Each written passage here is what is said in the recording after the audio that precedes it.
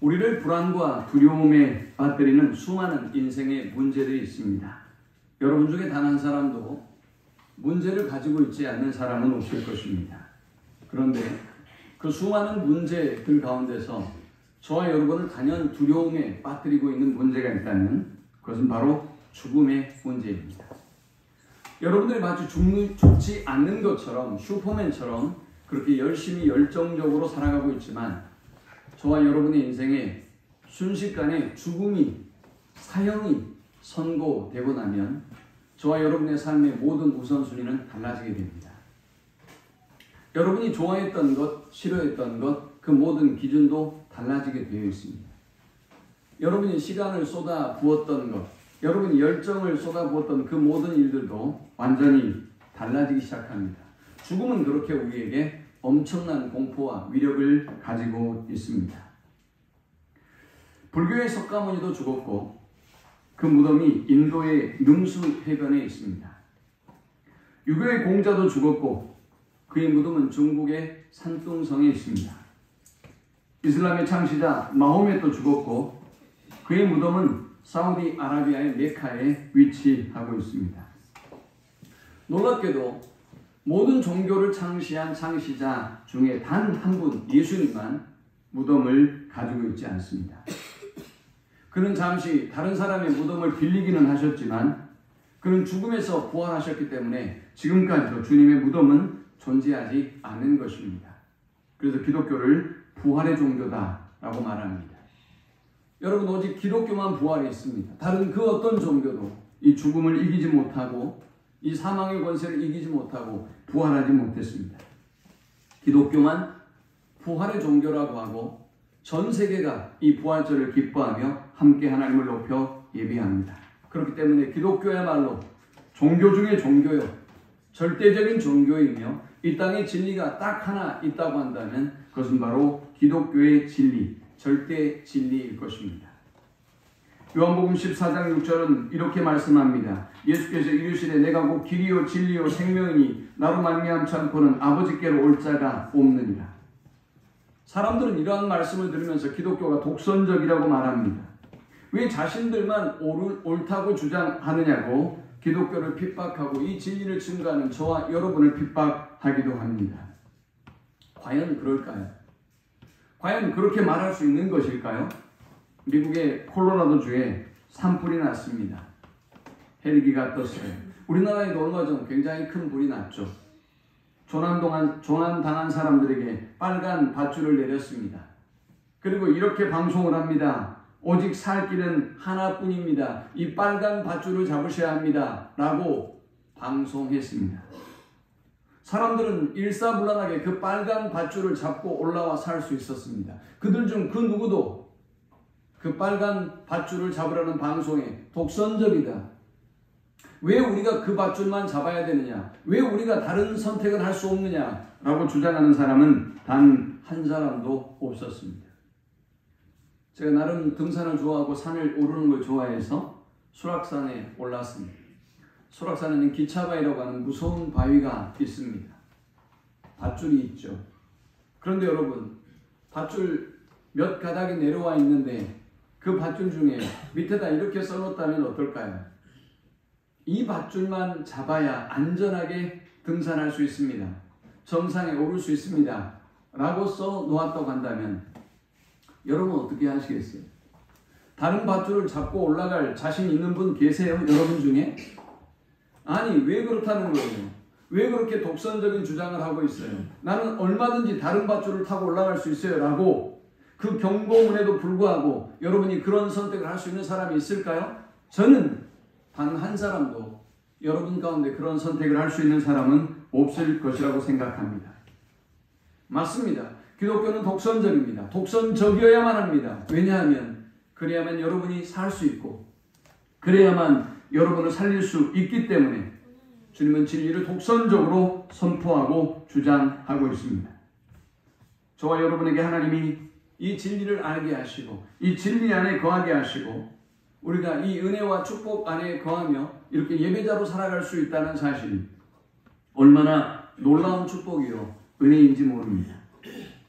종교개혁자 마틴 루터는 아무리 험한 시험과 역경이 몰아친다 할지라도 사망의 권세를 이기고 부활하신 예수님을 생각하면 우리의 삶에 새로운 용기와 소망이 넘친다라고 했습니다. 여러분, 저와 여러분에게 부활절이 어떤 의미를 갖는다고요? 아무리 힘들고 어려운 폭풍 같은 문제가 몰아쳐도 이 문제와 상황 속에 우리가 부활의 주님을 만나고 우리가 부활의 주님을 믿는다면 이 모든 상황 속에서 우리는 용기를 얻고 우리는 소망을 얻고 승리하게 된다라는 것입니다. 제가 우리 어린이부 아이들의 찬양을 하는 모습을 보면서 생각해 봤습니다. 제가 9살 때 신앙생활을 시작했는데요. 그때 배웠던 찬양이, 그때 불렀던 찬양의 가사들이, 그 말씀이 그대로 기억이 납니다. 이 아이들이 지금 얼마나 진정으로 마음을 다해서 이 찬양을 하고 있는지는 모르겠지만 언젠가 생의 위기 가운데 아니면 믿음을 떠났을 때 아니면 어떤 순간에 하나님이 저들로 하여금 이 찬양이 기억나게 하실 것입니다. 어쩌면 그 찬양의 가사가 저들을 살릴 것입니다. 어쩌면 그 찬양의 가사와 믿음의 고백들이 다른 영혼을 살리게 하는 놀라운 기적의 역사도 일으키게 될 것입니다. 우리 주님은 이 사망의 권세를 이기시고 승리하셔서 절망과 그리고 고통과 그리고 모든 어둠에 갇혀있는 우리에게 자유를 주시고 영원한 승리를 주셨습니다. 골로새 교회는 순수한 믿음의 성도들을 괴롭히는 수많은 이단 종파들이 있었습니다. 그들은 오직 믿기만 하면 구원을 얻는 것이 아니라 할례를 받고 율법을 지켜야 구원을 얻을 수 있다고 주장했습니다. 많은 순수한 영혼들이 그 미혹에 빠져서 넘어지고 말았습니다. 여러분, 교회 오면 천사들만 있는 것은 아니에요. 교인들 가운데 마귀가 그들을 사용해서 여러분을 시험에 들게 만들고 여러분으로 하여금 진리에서 떠나게 만드는 사탄이 있다는 사실을 기억하고 사탄이 그들을 도구로 쓰고 있다는 사실도 우리가 기억해야 합니다. 골로새 교회는 유대주의자들이 그렇게 많은 성도들을 미혹에 빠뜨렸습니다. 골로새 교회는 천사를 숭배하는 사람들이 점점 더 늘어나기 시작했습니다. 하나님보다 천사를 더 숭배하고 천사를 더 믿는 사람들이 늘어나기 시작한 것이죠. 영은 옳고 진리이며 거룩한 것이고 육은 속된 것이라고 주장하는 영지주의자들이 이 교회를 미혹에 빠뜨리고 시험에 들게 만들었습니다. 점성술사들이 골로새 교회 성도들을 미혹했고 사람들이 전교에 움직이는 그런 어리석은 신앙생활에 빠지기 시작했습니다. 제가 일본에 가보니까 일본은 얼마나 많은 신을 섬기는지 주차장에도 신이 있고요.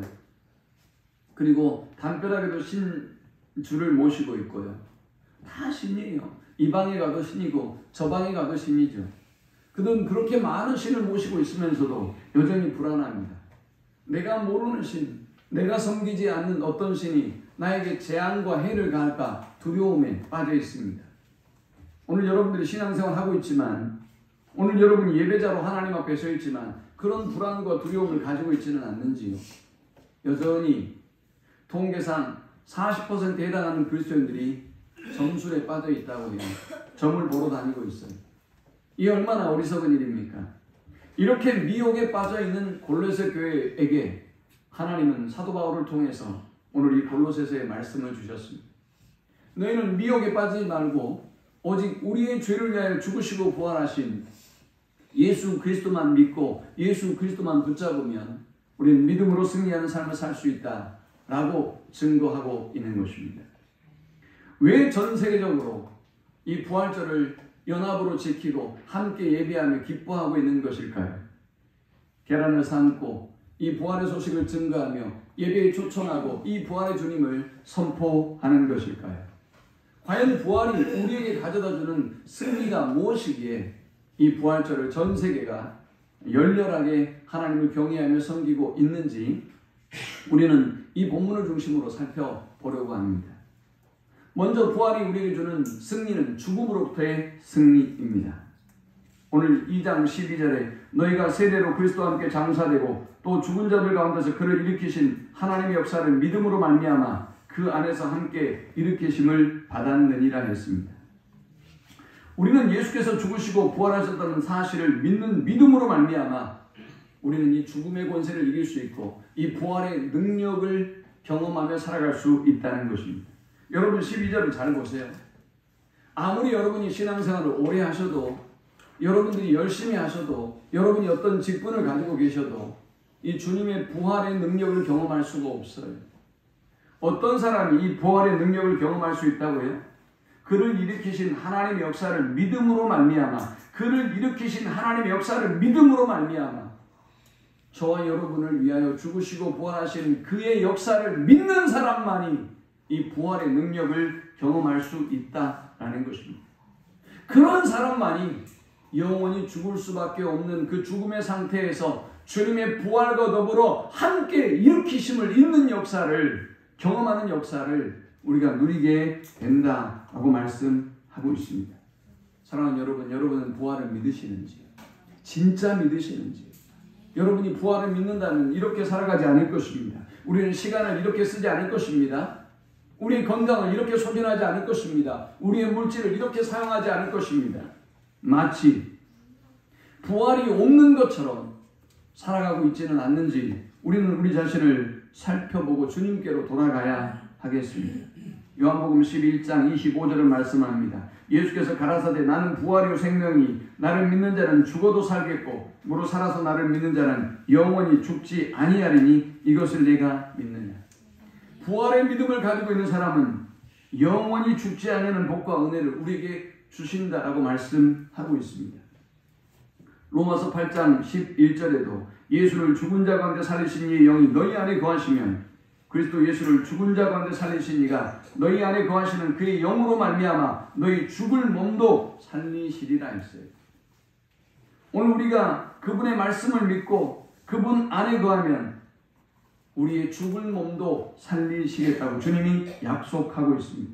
예수의 부활을 믿으면 저와 여러분 역시도 이 부활의 능력에 참여하게 된다는 것을 말씀하고 있는 것입니다. 여러분 어떤 책들을 잘 읽어보세요. 어떤 책도 죽었던 사람이 다시 살아났다는 이야기를 담고 있지 않아요. 그건 불가능한 이야기이기 때문이죠. 물론 성경에 있는 모든 사람이 죽었다 다 살아나는 것은 아닙니다. 주님이 오시기 전에는 말이죠. 그런데 성경에 보면 죽었다 살아난 사람들의 이야기가 많이 등장합니다. 엘리야 선지자가 사르밧 과부의 아들을 살렸습니다. 엘리사 선지자도 수넴 여인의 죽은 아들을 살립니다. 예수님도 회당장 야이로의 딸이 죽었을 때 살리셨습니다. 나인성 과부의 외아들도 살리시고 베다니 나사로도 살리셨습니다. 사도 베드로도 요바에 사는 여제자 디비다를 살렸고 사도 바울도 유두고를 살렸습니다. 기독교는 이렇게 죽음과 싸워서 승리하고 다시 살리는 놀라운 능력을 가진 종교가 바로 기독교인 것입니다. 고린도전서 15장 55절에서 58절을 말씀합니다. 사망의 권세를 이긴 승리한 믿음의 사람의 고백을 이렇게 고백합니다. 사망아 너의 승리가 어디 있느냐. 사망아 내가 쏘는 것이 어디 있느냐. 사망이 쏘는 것은 죄요 죄의 권능은 율법이라. 우리 주 예수 그리스도로 말미암아 우리에게 승리를 주시는 하나님께 감사하노니 그러므로 내 사랑하는 형제들아 견실하며 흔들리지 말고 항상 주의 일에 힘쓰는 자들이 되라. 이는 너희 수고가 주 안에서 헛되지 않은 줄 압니다 했습니다. 이 세상에서 가장 강한 사람이 누구일까요? 이 세상에서 가장 성공한 사람이 과연 누구일까요? 돈을 많이 버는 사람일까요? 아니면 성공과 영광에 도달한 사람일까요? 그렇지 않습니다. 오늘 여러분이 죽음의 문제를 극복하지 못한다면 그 죽음 앞에 여러분의 영광과 부귀는 헛된 것뿐입니다. 아무리 성공했어도 아무리 여러분이 좋은 학교를 나오고 지식과 명망을 얻고 있어도 여러분이 곧 죽는다면 여러분을 불쌍히 여기지 여러분을 부러워할 사람은 단 한 사람도 없습니다. 여러분이 서울에 아무리 좋은 곳에 사셔도 오늘 여러분이 하나님의 부르심을 입었다면 그 인생을 쯧쯧이라고 불쌍히 여기지 부러워할 만한 사람은 아무도 없습니다. 죽음은 이렇게 인생의 모든 우선순위를 바꾸어 놓습니다. 죽음은 성공과 실패가 무엇인가도 분명하게 바꾸어 버립니다. 죽음은 인생의 승패가 어디에 달려있는지도 분명히 보여줍니다. 사랑하는 여러분, 과연 여러분은 성공적인 인생을 살고 계십니까? 1883년 3월 14일 칼 마르크스가 이제 죽음을 앞에 두었습니다. 여러분 같으면 여러분이 칼 마르크스라고 한다면 어떤 말을 남기시겠습니까? 칼 마르크스가 이제 곧 죽어가자 그의 시녀가 칼 마르크스 곁으로 다가갔습니다. 메모를 준비했습니다. 저에게 마지막 말을 남기시면 제가 기록해 두겠습니다 라고 했습니다. 여러분 그때 칼 마르크스가 뭐라고 한 줄 아십니까? 전 세계의 사회주의 사상을 퍼뜨렸고 20세기까지 학계에서 최고의 사상으로 불리주는 이 사회주의 이론을 만든 사람이 칼 마르크스예요. 전 세계를 공산했고 지금까지 그 공산권의 영향에서 우리가 살아가고 있지 않습니까? 늘 두려움 속에 우리가 살아가고 있지 않습니까? 그렇게 세상을 바꾸는 엄청난 영향력을 가지고 있는 칼 마르크스가 그의 시녀에게 어떤 말을 남겼을까요? 칼 마르크스는 소리쳤습니다. 시끄러! 당장 나가! 라고 했답니다. 죽음 앞에 아무리 대단한 업적도 필요가 없어요. 죽음 앞에 여러분이 가지고 있는 지식과 명성도 시끄럽고 아무것도 할 말이 없다는 그 마르크스의 고백이 과연 얼마나 진정한 고백인가를 알게 됩니다. 아무리 위대한 업적도 죽음 앞에서는 초라한 것뿐입니다. 프랑스의 나폴레옹 황제도 그가 죽을 때 나의 인생은 불행한 인생이었다라고 말했습니다. 그렇게 넓은 나라를 정복하고 전쟁마다 승리했던 나폴레옹이 자신의 인생을 보니 싸움뿐이었고 피뿐이었고 그리고 이를 가는 보복의 전쟁뿐이었음을 바라보면서 나의 인생은 실패한 인생이고 나의 인생이야말로 불행한 인생이었다 라고 고백할 수밖에 없었어요. 그가 안 죽었다면 뭐라고 고백했을까요? 여전히 그는 배고팠을 거예요.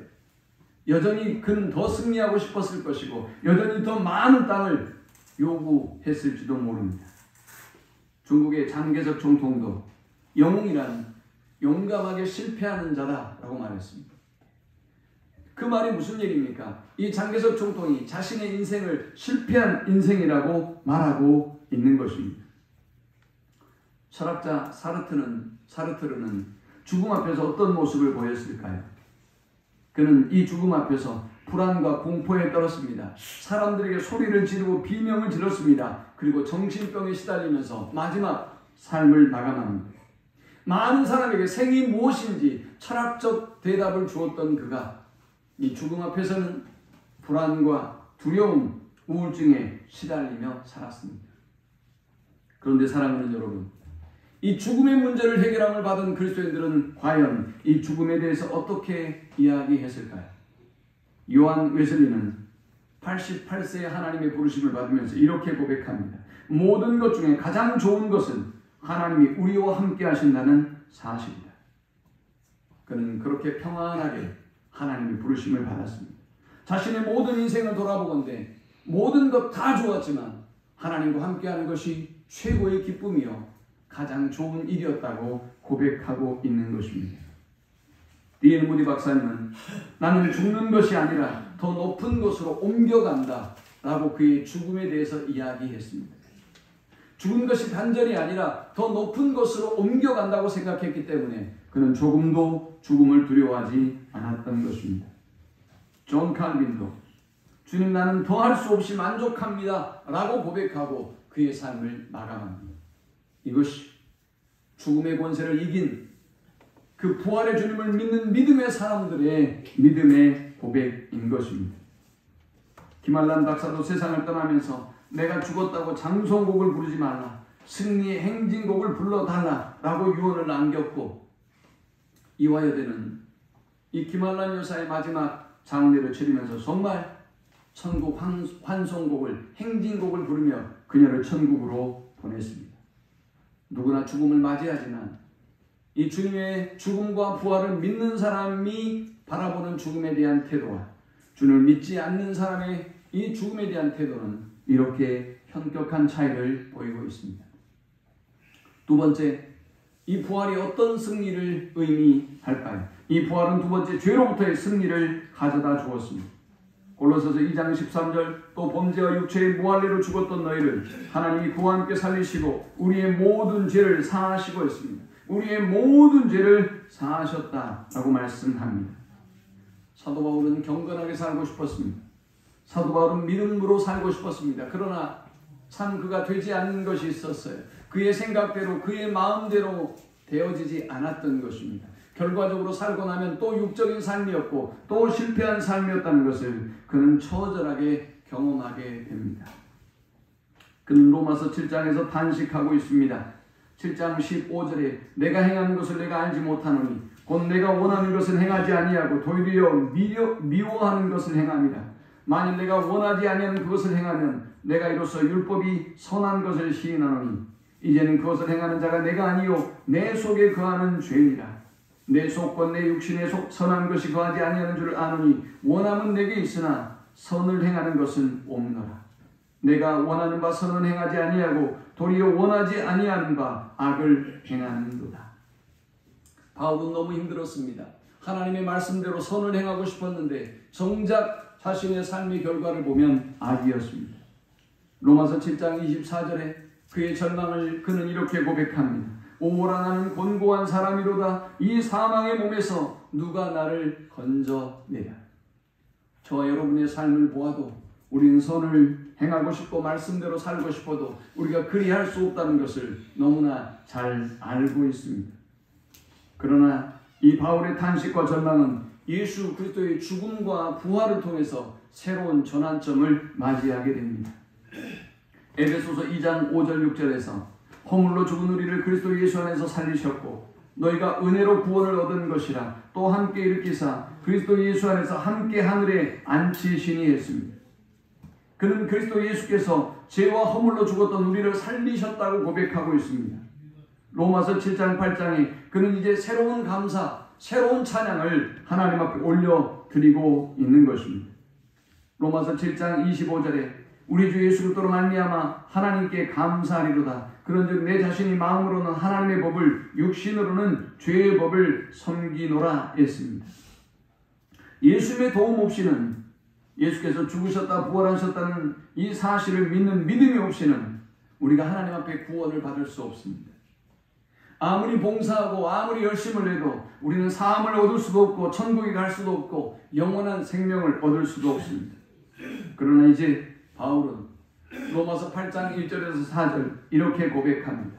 그러므로 이제 그리스도 예수 안에 있는 자에게는 결코 정죄함이 없나니 이는 그리스도 예수 안에 있는 생명의 성령의 법이 죄와 사망의 법에서 너를 해방하였습니다. 율법이 육신으로 말미암아 연약하여 할 수 없는 그것을 하나님은 하시나니 곧 죄로 말미암아 자기 아들을 죄 있는 육신의 모양으로 보내어 육신의 죄를 정하사 육신을 따르지 않고 그 영을 따라 행하는 우리에게 율법의 요구가 이루어지게 하려 하심이라 했습니다. 그러므로 우리는 인간의 모든 근본적인 죄와 허물을 어떻게 용서함을 받을 수 있는 것입니까? 예수 그리스도를 믿으면 되는 것입니다. 십자가에서 우리의 죄를 위하여 죽으시고 부활하심을 믿을 때 하나님은 우리의 모든 죄와 허물을 용서해 주시는 것입니다. 러시아의 소설가인 도스토옙스키는 죄인에게는 산다는 것 그 자체가 힘들고 버거운 일이다 라고 했습니다. 여러분 죄에 대하여 무감각하십니까? 여러분이 죄인이라는 자각의 인식이 없으십니까? 죄를 죄로 느끼지 못하고 살아가십니까? 저와 여러분의 영혼이 둔감해지고 죽어가고 있기 때문입니다. 성령이 우리 안에서 역사하시고 말씀하고 있는 사람은 성령을 거스르는 삶이 고통스럽습니다. 죄를 즐거워하고 죄를 행하는 것, 하나님을 멀리하고 예배를 멀리하는 삶이 고통과 아픔으로 다가오는 사람이 정상적인 하나님의 사람이고 성령이 지배하고 성령이 통치하는 그리스도인의 삶의 모습이어야 하는 것입니다. 오늘 이 그리스도의 죽음과 부활로 말미암아 이제 우리는 우리의 죄를 죽으시고 우리의 죄를 대신 지시고 부활하신 주님으로 말미암아 우리의 모든 과거와 현재와 우리의 모든 미래의 죄까지 사함을 입었음을 알고 그 죄로부터의 자유함을 주시는 하나님을 기뻐하고 경배하는 우리 모두가 되시기를 축원합니다. 주님의 부활이 우리에게 주시는 세 번째 승리는 어떤 것일까요? 율법으로부터의 승리입니다. 2장 14절에 우리를 거스리고 불리하게 하는 법조문으로 쓴 증서를 지우시고 제하여 버리사 십자가에 못 박으시고 했습니다. 율법이 뭐라고요? 여러분이 하나님의 말씀 안에 살도록 만들어주는 것이 아니라 여러분을 거스립니다. 거스린다라는 이 단어는 영어 성경에는 against라는 단어를 씁니다. 반대하는 것입니다. 여러분이 하나님의 말씀대로 못 살도록 살 수 없다는 것을 여러분으로 깨닫게 하고 여러분이 믿음 안에 전진하고 나아가지 못하도록 만드는 것입니다. 이 율법이 우리를 더 유리하고 더 우리를 축복하는 율법이 되어야 될 텐데 우리를 오히려 불리하게 만든다라고 했습니다. 어린 시절 우리는 다 그런 경험이 있어요. 이제 정말 내가 마음 잡고 공부를 해봐야 되겠다. 누구든지 책상에 혹은 책상 앞에 일심이라고 새겼어요. 노력이라는 것을 쓰고요. 인내라는 글도 썼어요. 그리고 공부에 매진하기 위해서 머리띠를 두르고 우리는 그렇게 어린 시절 상자로 책상을 만들어서 그렇게 힘든 어린 시절을 보냈습니다. 잘 안 되죠. 공부 마음대로 되지 않아요. 잠을 몇 시에 자겠다고 여러분이 붙여놔도 인내하겠다고 노력하겠다고 사무리를 3개를 써놔도 우리의 뜻대로 되지 않았어요. 공부한답시고 책상에 앉았지만 또 졸고 있죠. 그때 여러분의 부모님들이 여러분을 깨우죠. 야야 빨리 자라. 헛짓하지 말고 빨리 자라. 아마 여러분은 그렇게 깨웠을 것입니다. 그리고 여러분에게 잔소리를 하기 시작하죠.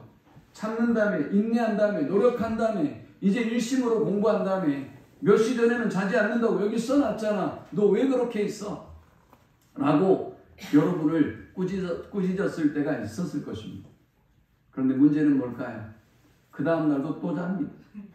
그 다음 날도 일심이 안 되고 그 다음 날도 노력하지 않고 또 잡니다. 그럼 여러분의 부모님들이 뭐라 그래요? 야! 이거 떼버려. 이거 찢어버려. 찢어버리고 떼버리고 버리죠. 그럼 이제 어떻게 됩니까? 여러분 이제 자유하게 되는 것입니다. 주무셔도 되고 일심 안 하셔도 되고 노력 안 하셔도 되는 것입니다. 참 이상합니다. 열심히 해보려고 썼는데 그것이 오히려 여러분을 거스리고 여러분을 오히려 괴롭히고 오늘 오히려 여러분을 불리하게 만드는 법조문이 되었어요. 일심한 다음에 노력한 다음에 왜 안 해? 오히려 여러분을 거스리고 여러분을 불리하게 만드는 법조문이 돼버린 겁니다. 근데 우리 부모님들이 어떻게 해요? 찢어버렸습니다. 찢어버리고 폐기해버리면 이제 여러분의 모든 결단은 이제 지키지 않아도 되는 것입니다. 구약의 성경은 율법으로 이루어져 있습니다. 어떻게 해야 우리가 이 하나님의 말씀을 지킬 수 있을까에 대한 이야기입니다. 사람들은 나름대로 어떻게 신앙생활을 해야 잘하는 것인가에 대한 수많은 율법들을 만듭니다. 그러나 열심히 잘 해오셨습니까? 여러분의 신앙생활은 점점 더 경건해지고 점점 더 하나님 앞에 가까이 나아가고 있습니까? 우리는 오히려 우리 안에 있는 수많은 결단과 수많은 이 어떤 계획들이 수포로 돌아가고 실패로 돌아가는 걸 보면서 자포자기한 영적인 상태가 되어버린 사람들을 수없이 보게 됩니다. 요한복음 1장 17절을 말씀합니다. 율법은 모세로 말미암아 주신 것이요 은혜와 진리는 예수 그리스도로 말미암아 온 것이라. 모세를 통하여 주시는 율법은 우리를 더욱더 하나님 앞에 가까이 나아가게 하고 우리를 더욱더 경건하게 만드는 것이 아니라 오히려 우리를 불리하게 만들고 오히려 세상의 사람들이 우리를 조롱하게 만드는 그런 오히려 우리를 거스리고 불리하게 만드는 법조문이 되고 말았어요. 그런데 이제 주님은 어떻게 하셨습니까? 그 모든 법조문을 찢어버리셨어요. 폐기하셨어요. 그리고 은혜로 우리를 구원해 주셨습니다. 로마서 8장 1절 2절을 말씀합니다. 그러므로 이제 그리스도 예수 안에 있는 자에게는 결코 정죄함이 없나니 그리스도 예수 안에 있는 생명의 성령의 법이 죄와 사망의 법에서 너를 해방하였습니다. 저와 여러분을 죄와 사망의 법에서 해방해 주신 분이 우리 주님이라는 사실을 믿으시기 바랍니다. 이 주님의 십자가의 죽음과 부활이 오늘 저와 여러분이 얽매여 있는 이 모든 율법으로부터 과거와 현재와 미래의 모든 우리를 얽매이는 율법으로부터 우리를 자유케 하신 사건임을 믿고 감사하는 우리 모두가 될 수 있기를 축원합니다. 마지막 부활절은 우리에게 어떤 승리를 가져다 줄까요? 네 번째는 사단의 세력으로부터의 승리입니다. 15절에 통치자들과 권세들을 무력화하여 드러내어 구경거리로 삼으시고 십자가로 그들을 이기셨느니라 했어요. 여러분 수많은 사람들이 왜 그렇게 신을 섬길까요? 일본의 그 많은 사람들이 왜 그토록 많은 신들을 섬기면서도 여전히 두려워할까요? 저 아덴의 아레오바고 광장에서 사람들은 자신들이 섬기는 신뿐만이 아니라 자신들이 모르는 신을 위해서도 왜 경배하고 제사를 드려야만 했을까요? 두려운 것이죠. 두려워서 그런 거예요. 사단의 세력이 두려운 것입니다. 누군가 내 인생을 해꾸지하고 내 자녀들을 해꾸지하며 누군가 우리 가정을 해꾸지하고 우리를 괴롭히는 어떤 영적인 존재가 있을까에 대한 두려움이 인간 모두에게는 있는 것입니다. 근데 우리 주님 말씀하셨어요. 통치자들과 권세들을 무력화하고 드러내겠다. 그들을 구경거리로 오히려 삼겠다. 그들을 십자가로 이기겠다라고 말씀했어요. 여기 통치자들, 여기 권세들은 사탄을 의미합니다. 이 사탄은 오늘 여러분의 심령을, 여러분의 가정을, 여러분의 일터를, 교회와 나라와 민족을 엉망진창으로 만들어버립니다. 분쟁하고 분열하게 만듭니다. 갈등과 싸움을 부추깁니다. 정치, 경제, 사회 속에 일어나는 모든 분쟁과 싸움이 바로 이 사단의 세력으로부터 우리의 가운데 일어나고 있다는 사실을 우리는 놓치지 말아야 합니다. 사람들은 자꾸 문제의 본질을 보지 못합니다. 그 배후에서 일하는 악한 영의 세력을 보지 못해요. 그래서 교인들이 기도하지 않는 거죠. 그래서 광장으로 나가는 거예요. 그래서 여러분의 정치적인 신념이 이루어져야 된다고만 주장합니다. 그런데 성경은 그들의 배후에 악한 세력이 있다고 말씀하고 있어요. 그 악한 세력이 사탄이다 라고 말씀합니다. 요한복음 16장 33절에 예수님은 제자들이 이렇게 말씀하셨습니다. 이것을 너희에게 이르면 너희로 내 안에서 평안을 누리게 하려 함이라. 세상에서 너희가 환난을 당하나 담대하라. 내가 세상을 이기었노라. 주님은 세상을 이기셨어요. 가난을 이기고 저주를 이기고 죽음을 이기고 싸워서 승리하셨습니다. 분쟁을 이기고 시기와 미움을 이기고 승리하셨어요. 우리가 이런 승리를 맛보려면 이 승리가 나의 것이 되기 위해서는 주님의 죽음과 부활을 온전히 믿고 고백할 때 이런 사단의 세력으로부터 승리하는 삶을 살아갈 수가 있는 것입니다. 요한일서 3장 8절을 말씀합니다. 죄를 짓는 자는 마귀에게 속하느니 마귀는 처음부터 범죄함이니라. 하나님의 아들이 나타나신 것은 마귀의 일을 멸하려 하십니다.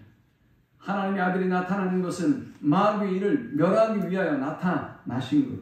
그러므로 사랑하는 여러분, 세상의 헛된 것들을 바라보지 말고 부활의 주님을 바라봄으로 모든 흑암의 권세를 물리치고 승리를 주시는 주님의 놀라운 승리를 경험하며 살아가는 우리 모두가 될 수 있기를 축원합니다.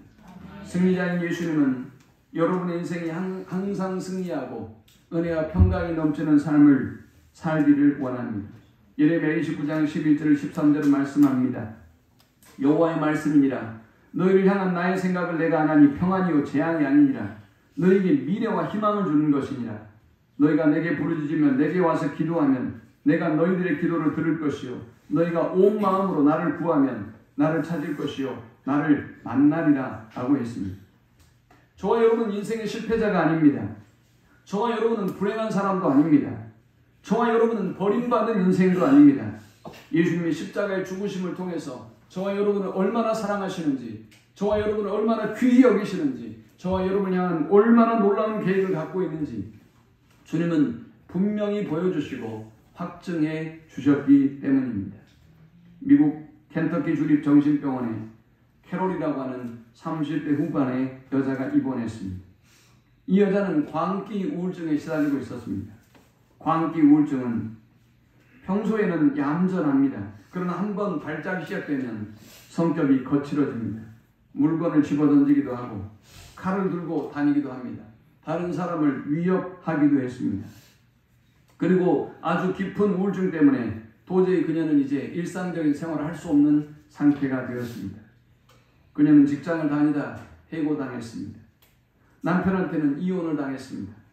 결국은 정신병원의 장기 환자로 입원해 있는 절망적인 상황에 처해 있었습니다. 어느 누구도 그녀를 도와주려고 하지 않았습니다. 가족도 그녀를 멀리하고 그와 가까이 지냈던 모든 사람들이 발작하는 그녀로 인하여 그녀를 외면하고 돌아섰습니다. 그런데 참 다행히도 그녀에게 평소에 아주 가깝게 지냈던 아주 믿음 좋은 친구가 있었습니다. 이 친구는 일주일에 한 번씩 꼭 그녀를 찾아왔습니다. 그리고 성경을 읽어줍니다. 그리고 말합니다. 예수님을 믿어야 이 죄악과 질병에서 네가 질병과 싸울 수 있고 너의 우울증에서 벗어날 수 있어 라고 말합니다. 그리고 그녀를 붙잡고 기도해 주었습니다. 처음에는 완강하게 캐롤이 거부했습니다. 그런데 놀랍게도 그녀는 포기하지 않았습니다. 캐롤도 점점 더 익숙해져 가기 시작했습니다. 아니, 그녀를 찾아오는 사람이, 면회해주는 사람이 아무도 없었기 때문에, 소통하고 이야기할 수 있는 사람은 그녀밖에 없었기 때문에 함께 이야기했습니다. 그리고 늘 올 때마다 일주일에 한 번씩 하나님의 말씀을 읽어주고 그리고 그를 위해 기도해 주었습니다. 그는 이제 그 친구가 참 고맙고 감사했습니다. 그래서 조용히 들어주었습니다. 부활절이 다가왔습니다. 그 친구가 부활절의 의미를 캐롤에게 전해 주었습니다. 예수님께서 십자가에 당하신 고난과 죽음과 부활의 사건을 이야기해주고 성경을 읽어주었습니다. 그리고 그녀에게 이렇게 말합니다. 예수님이 이기셨기 때문에 너도 이길 수 있어. 너도 이제 이길 수 있어 라고 말합니다. 부활절 아침 그녀는 내가 이겼으니 너도 이길 수 있다는 이 하나님의 말씀이 자신의 말씀으로 고백되기 시작했습니다. 예수님이 나도 이겼으니 너도 이길 수 있어 캐롤이라고 말씀하시는 그 말씀이 자신에게 구체적인 말씀으로 다가오기 시작합니다. 그 음성을 듣고 벌떡 일어났습니다. 그리고 자신감이 생겼습니다. 마음에 용기가 생기고 기쁨이 생기기 시작했습니다. 예수님이 나를 구원할 수 있고 나의 병을 치료할 수 있어. 나를 이 광기 우울증으로부터 나를 자유케 할 수 있고 나에게 새로운 삶을 줄 수 있어 라고 선포했습니다. 그렇게 놀라운 역사들이 그녀에게 일어나기 시작합니다. 그녀는 곧 이제 점점 더 그녀의 몸에서 이 광기 우울증이 사라지고 있음을 보았습니다. 그는 정신적으로 깨끗함을 입었고 치유함을 얻게 된 것입니다. 부활의 주님이 그녀를 만져주셨고 그녀를 그 모든 광기 우울증으로부터 노임을 얻게 하셨습니다. 사랑하는 여러분, 하나님은 지금 오늘 우리에게 여전히 말씀하고 있습니다. 여러분도 할 수 있다고 말합니다.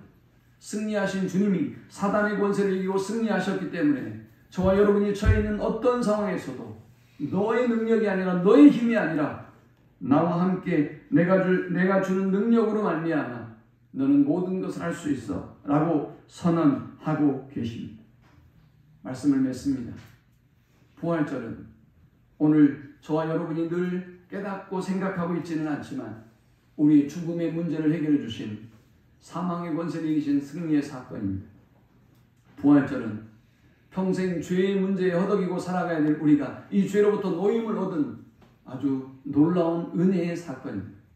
부활절은 저와 여러분을 얽매이게 만들고 저와 여러분을 무릎 꿇게 만드는 이 율법으로부터 노임을 받고 자유함을 얻은 사건입니다. 부활절은 사람들이 두려움에 떨고 있는 저 어둠의 권세로부터 우리에게 승리를 주신 사건입니다. 이 부활의 승리가 저와 여러분 가운데, 이 나라 민족 가운데, 우리 가정 가운데 함께 할 수 있기를 축원합니다. 우리 함께 기도하십시다.